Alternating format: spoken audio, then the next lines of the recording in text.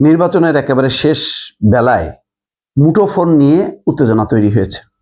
নির্বাচন কমিশন বলেছে যে ভোট কেন্দ্রের 400 গজ ব্যাসার্ধের মধ্যে কোনো ফোন নিয়ে যাওয়া যাবে না।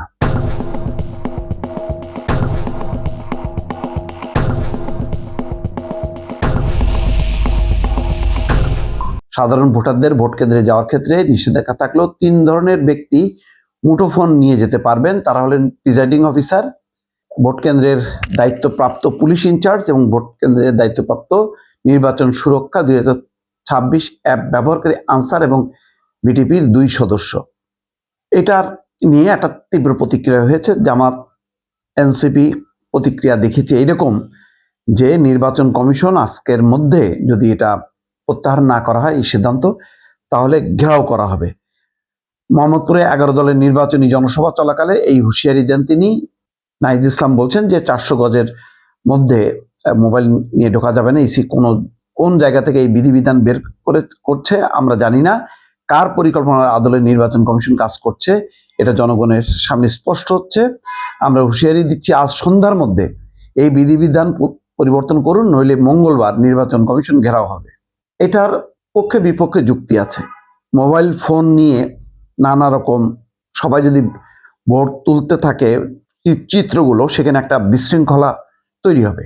সবার হাতে হাতে ফোন, মনে করেন কেন্দ্রের মধ্যে প্রায় 200-300 ভোটার, তো 200-300 ভোটার যদি মোবাইল দিয়ে ভিডিও করতে থাকে এবং ওই ভিডিওগুলি কোনো কারণে যদি টেম্পারিং করা হয়, কোনো কারণে, আমি বলছি যে নানা রকমে আছে, তো একই জিনিস ভিডিওটা উল্টায় পাল্টায় একভাবে দেখায়, যদি লাইভ ছেড়ে দেয় সাথে সাথে একটা আইন শৃঙ্খলা জনিত একটা পরিস্থিতি তৈরি হবে। এটা সত্য। আবার এটাও সত্য, যদি অনিয়ম, কারচুপির বা জালিয়াতির কোনো দৃশ্য ধরা পড়ে, তখন এই মোবাইল ভিডিও দিয়ে এটা ছড়ানো, মানুষকে সচেতন করা বা সাথে সাথে এটা প্রচার করলে এটার একটা প্রতিবন্ধকতা তৈরি হতে পারে এই ধরনের জালিয়াতির ক্ষেত্রে। এটাও সত্য, দুটাই সত্য।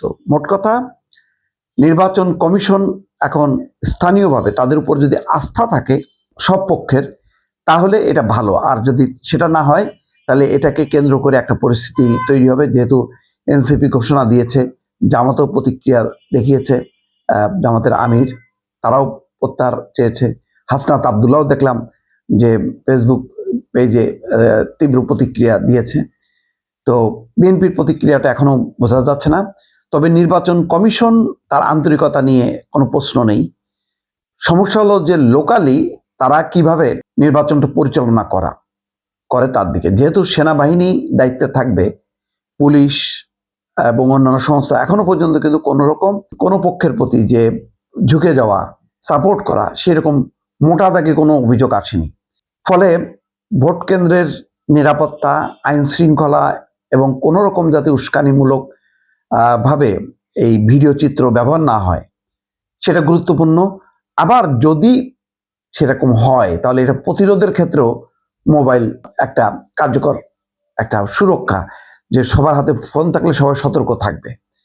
তো সব মিলায় একটা মিশ্র প্রতিক্রিয়ার মধ্যে সব রাজনৈতিক দলের অবস্থানটা কি, এটা গুরুত্বপূর্ণ।